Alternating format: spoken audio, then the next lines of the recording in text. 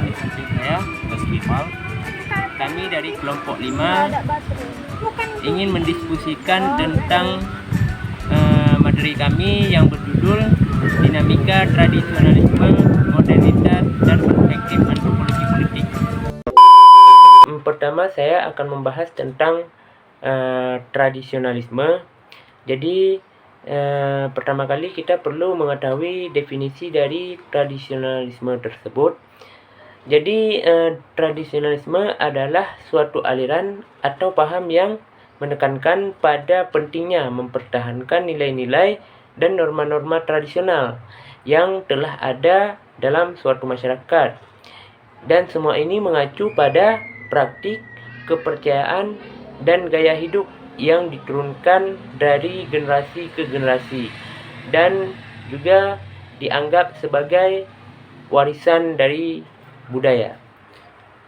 Selanjutnya, hubungan antara antropologi politik dengan tradisionalisme. Jadi, hubungan antara antropologi politik dengan tradisionalisme ini dapat terlihat dalam cara antropologi menyelidiki bagaimana nilai-nilai tradisionalisme memengaruhi sistem politik suatu masyarakat. Dan juga antropologi bisa mempelajari bagaimana tradisi dan nilai-nilai lokal memengaruhi kebijakan politik, struktur kekuasaan, dan interaksi politik dalam suatu komunitas tertentu. Jadi, antropologi politik dapat membantu memahami bagaimana tradisionalisme memainkan perannya dalam konteks politik pada suatu masyarakat tertentu. Dari penjelasan saya di atas, timbullah satu pertanyaan, yaitu bagaimana antropologi politik dapat membantu memahami peran tradisionalisme dalam pembentukan kebijakan politik.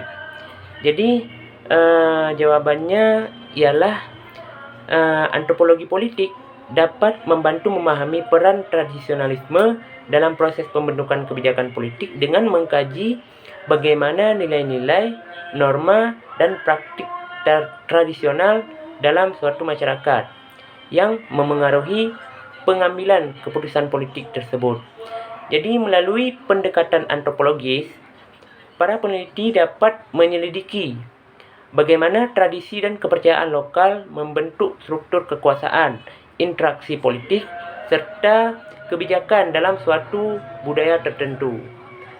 Jadi dengan menganalisis hubungan antara tradisionalisme dan kebijakan politik tersebut, antropologi politik dapat memberikan wawasan mendalam tentang bagaimana faktor-faktor budaya dan tradisional memengaruhi proses pembentukan kebijakan, serta nantinya akan berdampak pada masyarakat setempat.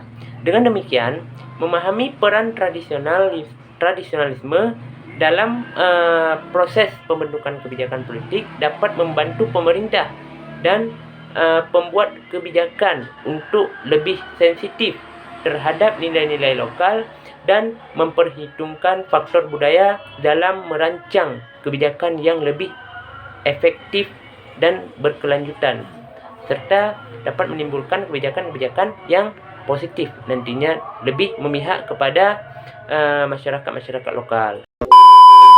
Baik, di sini saya akan mempresentasikan tentang modernisasi. Modernisasi adalah merujuk pada kondisi atau tahap perkembangan masyarakat yang dicirikan oleh adopsi nilai-nilai gagasan dan teknologi modern yang menjelaskan perkembangan teknologi, industrialisasi, urbanisasi, dan perubahan sosial budaya yang cepat. Proses modernisasi dan implikasinya. Yang pertama itu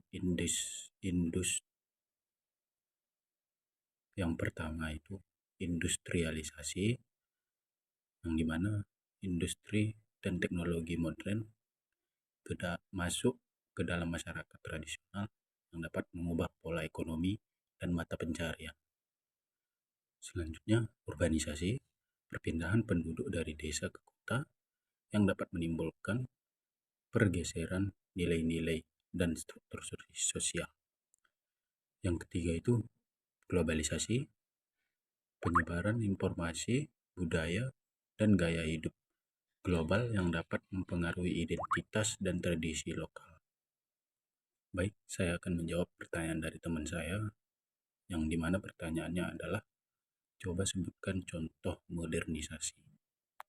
Yang pertama itu contohnya teknologi informasi, yang dimana internet dan media sosial memungkinkan komunikasi global dan akses cepat ke informasi. Kedua itu transformasi, mobil listrik mengurangi ketergantungan pada bahan bakar fosil dan mengurangi polusi. Yang ketiga, industri dan otomasi, robotika digunakan dalam pabrik untuk meningkatkan efisiensi produksi. Sekian dan terima kasih. Sekian hasil dari presentasi kami. Lebih dan kurang kami mohon maaf. Wassalamualaikum warahmatullahi wabarakatuh.